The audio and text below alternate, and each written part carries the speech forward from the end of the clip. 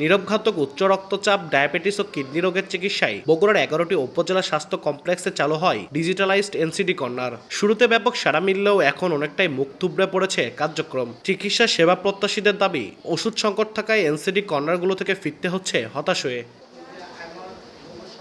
2026 সালের জুন থেকে জেলার এনসিডি কর্নারগুলোতে নিবন্ধিত রোগীর সংখ্যা দাঁড়ায় 26,256 জন। এর মধ্যে শুধু উচ্চ রক্তচাপের রোগী 7,921 জন, ডায়াবেটিসের রোগী 9,948 জন, উচ্চ রক্তচাপ ও ডায়াবেটিস উভয় রোগে আক্রান্ত 8,387 জন। নিবন্ধিত রোগীদের 58% রক্তচাপ নিয়ন্ত্রণে থাকলেও 16% রক্তচাপ এখনও নিয়ন্ত্রণের বাহিরে।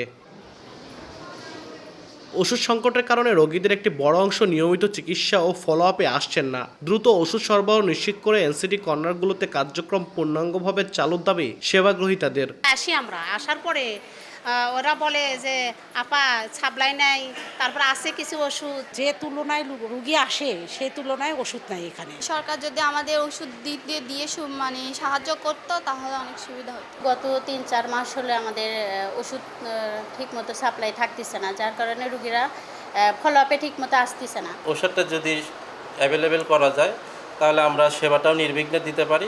স্বাস্থ্য বিভাগের দাবি, অপারেশন প্ল্যান ও পর্যাপ্ত অর্থ বরাদ্দ না থাকায় তৈরি হয়েছে সংকট। বরাদ্দ পেলে দ্রুত পরিস্থিতি স্বাভাবিক হওয়ার আশ্বাস সংশ্লিষ্টদের। পর্যাপ্ত ওষুধের একটু ঘাটতির জন্য কিছুটা সাময়িকভাবে বিলম্বিত হচ্ছে, কিন্তু আমরা সরকারের সঙ্গে এবং আমাদের ঊর্ধ্বতন কর্তৃপক্ষের সঙ্গে আমরা যোগাযোগ করেছি এবং এই ব্যাপারে উনি সর্বাত্মক সহযোগিতা করবে। ডিপিপির মাধ্যমে যদি এই প্রজেক্টগুলো চালু হয় সেক্ষেত্রে আমাদের সরকারিভাবে প্রেশার এবং ডায়াবেটিসের ওষুধগুলো সরবরাহ সংকটটা দূরীভূত হবে। স্বাস্থ্য মন্ত্রণালয়, এনসিডি কন্ট্রোল প্রোগ্রাম ও ন্যাশনাল হার্ট ফাউন্ডেশনের সহযোগিতায় পরিচালিত এক কার্যক্রমের আওতায় বগুড়ায় সর্বশেষ ওষুধের চালান আসে চলতি বছরের জানুয়ারিতে। সংশ্লিষ্টদের দাবি, ওষুধের পরিমাণ চাহিদার অর্ধেকের কম। আব্দুল আউয়াল, সময় সংবাদ, বগুড়া।